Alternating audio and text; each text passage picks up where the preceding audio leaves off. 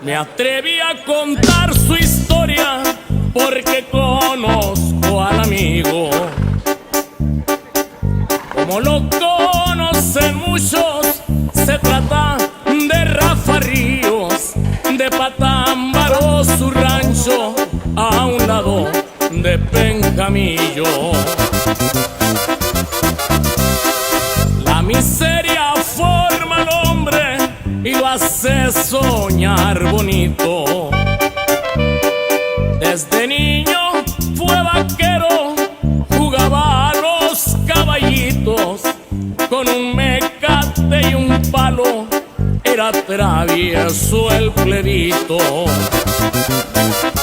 Ser honesto en esta vida jamás va a quitarte el hambre. Rafa vivió en la pobreza y buscó cómo escaparse. Le pegó el aire del norte y voló sin ser un ave.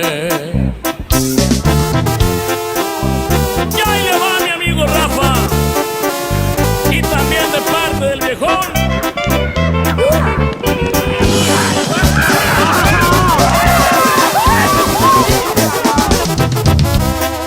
El norte de California lo llamó desde modesto.